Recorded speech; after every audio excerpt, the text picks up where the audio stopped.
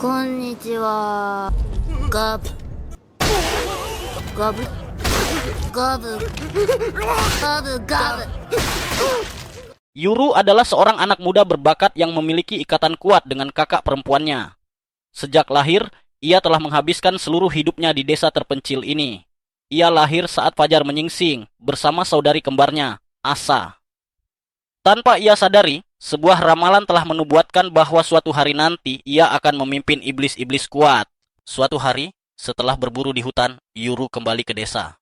Di gerbang, sahabatnya Danji sudah menunggu. Ia lega melihat Yuru pulang dengan selamat, meski sedikit kesal karena tidak diajak ikut. Namun, kekesalannya tak bertahan lama saat melihat Yuru berhasil membawa pulang seekor burung pegar sendirian. Saat mereka berjalan memasuki desa, para penduduk menyapa hangat Yuru. Ia bahkan menawarkan diri untuk membantu pekerjaan mereka nanti.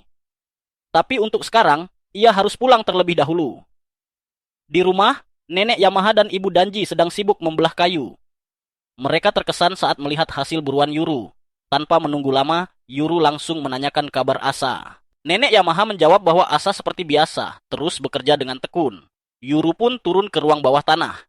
Di sana, di balik kurungan kayu, Asa duduk dengan tenang. Meski terlihat aneh, baginya itu sudah biasa. Hubungannya dengan Yuru tetap hangat seperti biasa. Duduk di samping kurungan, Yuru mulai menceritakan hasil buruannya. Asa terlihat kagum, tapi Yuru justru merasa kurang puas. Ia berharap bisa menangkap hewan yang lebih besar, seperti babi hutan. Tahun ini hasil panen sangat buruk, dan mereka mungkin tidak memiliki cukup makanan untuk melewati musim dingin. Mendengar itu, Asa terlihat cemas. Ia bertanya apakah Yuru berencana turun gunung untuk mencari pekerjaan. Namun, Yuru menolak keras. Ia melatih kemampuan berburu justru agar tidak perlu meninggalkan desa. Ia tak ingin jauh dari Asa, dan itu membuat Asa tersenyum lega. Tak lama kemudian, Ibu Danji memanggil Yuru. Dera telah datang. Dera adalah satu-satunya orang yang rutin keluar masuk desa. Ia selalu membawa barang-barang berkualitas tinggi seperti obat pereda nyeri, benih hasil rekayasa, dan berbagai kebutuhan lainnya. Saat bertemu, Dera menawarkan sesuatu, dan Yuru meminta hadiah untuk Asa. Dengan santai, Dera melempar sebuah bola yang langsung disambut penuh rasa syukur oleh Yuru. Setelah urusan selesai, Dera kembali meninggalkan desa. Sementara itu, Yuru dan Danji menjemur jerami. Danji mengungkapkan keinginannya untuk melihat dunia luar seperti Dera. Yuru tak begitu mengerti, tapi Danji menjelaskan bahwa siapapun yang pernah pergi dari desa tak pernah kembali. Itu berarti dunia luar pasti sangat menarik. Meski begitu, Yuru merasa hidup di desa sudah cukup baginya, apalagi karena ada Asa. Danji pun mengusulkan sesuatu, jika Yuru sangat peduli pada Asa, kenapa tidak pergi bersama saja? Namun, Yuru menolak. Asa memiliki peran penting di desa ini. Tiba-tiba, suara gemuruh mengguncang udara. Yuru menatap langit dan melihat jejak asap membelah angkasa. Di balik layar, sebuah tangan misterius menghancurkan penghalang yang selama ini melindungi desa. Seketika, dunia luar terbuka. Kini, Yuru dan Danji menyadari, itu bukan naga. Asap itu berasal dari pesawat dan suara gemuruh itu dari 2 helikopter. Penduduk desa panik. Tak seorang pun pernah melihat hal seperti ini. Namun, ini bukan sekadar penemuan desa tersembunyi. Ini adalah operasi militer. Para prajurit telah diberi izin untuk membunuh. Begitu mereka menemukan penduduk, mereka langsung mengeksekusi tanpa ampun. Tembakan menggema di seluruh desa, menciptakan kekacauan dan teror. Beberapa warga berlari ke Nenek Yamaha, menanyakan apa yang terjadi. Dengan wajah tegang, ia menjelaskan bahwa penghalang desa telah dihancurkan. Ia tak tahu bagaimana, tapi satu hal jelas, para penyerang datang untuk Yuru. Mereka harus menyembunyikannya. Tak lama, Yuru dan Danji menemukan mayat-mayat warga yang baru saja dibantai. Keduanya terkejut dan ngeri, namun mereka tak bisa berhenti. Mereka harus memastikan keluarga mereka selamat. Saat menaiki tangga, mereka berhadapan dengan 2 prajurit. Tanpa ragu, Yuru menarik busurnya dan melepaskan panah ke tubuh mereka. Setelah itu, ia dan Danji mengakhiri perlawanan mereka dengan tendangan keras. Mereka terus bergerak menuju puncak desa. Danji khawatir dengan naga yang masih berputar di udara. Namun kini, Yuru mulai sadar, itu bukan naga. Dan ia tahu, busurnya tak akan cukup untuk melawan mereka.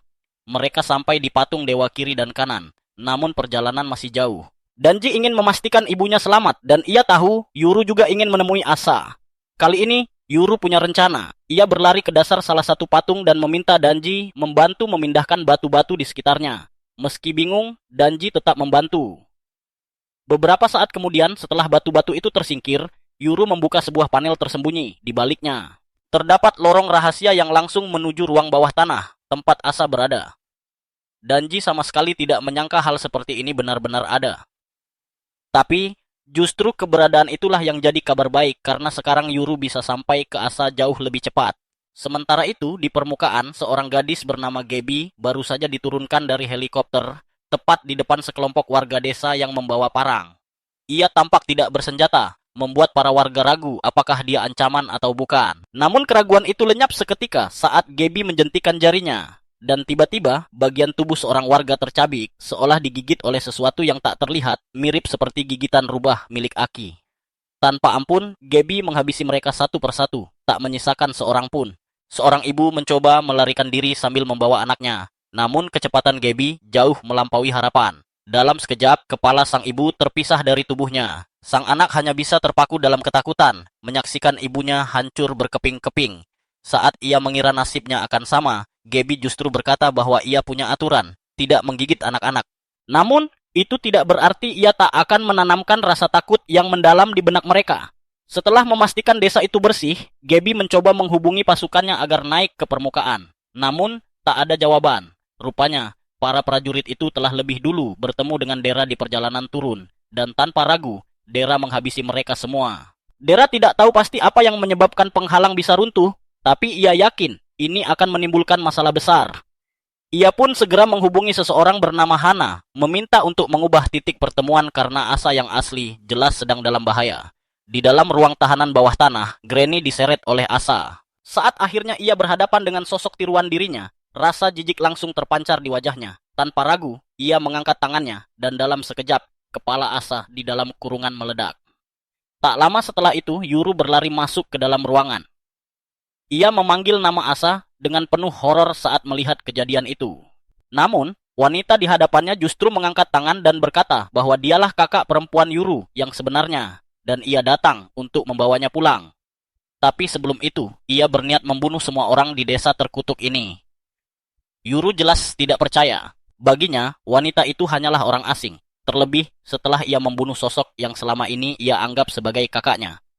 Dengan tegas, Yuru menarik busurnya dan bersiap menembak. Namun Asa dengan mudah menahan serangan itu menggunakan kekuatannya, hingga salah satu dinding ruangan hancur. Di luar, Dera terus bergerak, menghabisi para prajurit sambil menuju ke ruang tahanan. Ia harus berhati-hati, karena tak boleh sampai helikopter melacak pergerakannya. Namun nasib berkata lain, ia justru berhadapan langsung dengan Gaby. Dalam sekejap, Dera menyadari betapa berbahayanya gadis itu, terutama saat ia melihat gigi iblisnya dengan jelas. Gaby pun terkejut karena Dera bisa melihatnya. Hal itu justru membuatnya semakin tertarik. Ia langsung menyerang, mengirimkan gigi-giginya ke arah Dera. Namun pria itu berhasil menghindar dan membalas dengan beberapa tembakan. Sayangnya, peluru-peluru itu berhasil ditahan oleh gigi iblis milik Gaby. Tak kehabisan akal, Dera melempar granat ke udara di atasnya. Untuk sesaat, wajah Gaby benar-benar menunjukkan ketakutan. Ledakan pun terjadi.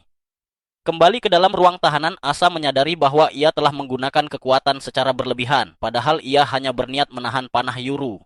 Ia pun meminta maaf, mengakui bahwa ia masih belum terbiasa mengendalikan kekuatannya. Saat Yuru berusaha bangkit dari reruntuhan, bola yang ia bawa terjatuh dari bajunya dan menggelinding hingga menyentuh darah dari jasad Asa palsu. Seketika, makhluk hitam muncul dari dalamnya dan mencengkeram lengan Asa yang asli. Melihat situasi itu, Yamaha berteriak meminta Dera segera membawa Yuru pergi. Tak lama kemudian, Dera muncul, meraih Yuru, dan langsung berlari. Di sisi lain, Danji yang sedang memeriksa ibunya terkejut saat melihat Dera menyeret Yuru pergi. Ia tak percaya dengan apa yang terjadi. Setelah keluar dari lorong rahasia, Dera mengatakan bahwa mereka harus segera turun gunung karena tempat ini sudah tidak aman. Namun, Yuru menolak mendengarkan. Semuanya terasa tak masuk akal baginya. Dera berjanji akan menjelaskan semuanya setelah mereka selamat. Namun, pelarian bukanlah pilihan mudah. 2 helikopter kini mengitari mereka dengan penembak jitu yang siap menembak kapan saja.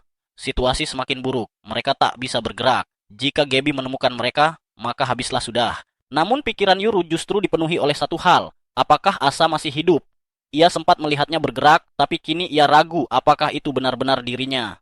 Ia juga merasa bersalah karena meninggalkan Yamaha, dan masih tak mengerti siapa sebenarnya wanita yang mengaku sebagai Asa itu. Tanpa banyak waktu, Dera memberikan sebuah liontin giok kepada Yuru dan menyuruhnya memasukkannya ke dalam lubang di tanah. Yuru menolak keras, itu sama saja menempatkan dirinya tepat di hadapan penembak jitu. Namun, Dera meyakinkannya bahwa mereka tidak akan menembak karena target mereka adalah menangkap Yuru hidup-hidup. Dengan ragu, akhirnya Yuru menuruti. Ia berlari ke lubang itu namun menemukan bahwa lubang tersebut tertutup tanah. Ia pun mulai menggali dengan cepat. Setelah berhasil, ia memasukkan liontin itu dan menoleh ke arah Dera untuk bertanya apa yang harus dilakukan selanjutnya. Namun tiba-tiba, Dera membanting kepala Yuru ke tanah. Hidungnya berdarah, dan darah itu menetes tepat ke liontin. Yuru marah, tapi ternyata itulah langkah terakhir dari ritual. Darahnya memang diperlukan. Begitu ritual selesai, para penembak jitu bersiap menembak Dera. Namun sebelum mereka sempat menarik pelatuk, liontin itu aktif. Dua patung di sekitar mereka melepaskan kekuatan tersegel. Dari dalamnya, muncul dua iblis kuat yang langsung menghancurkan helikopter-helikopter itu hingga jatuh berkeping-keping ke tanah. Di sisi lain desa, Gaby terkejut melihat helikopter-helikopter itu jatuh. Bukan karena ia peduli pada para pilot, melainkan karena itu adalah tumpangannya untuk pulang. Kini, ia harus berjalan turun gunung. Sementara itu, di hadapan Yuru dan Dera, dua iblis yang baru terbebas itu berdiri di kanan dan kiri mereka. Lalu dengan suara berat, keduanya memanggil satu nama, Tuan Yuru.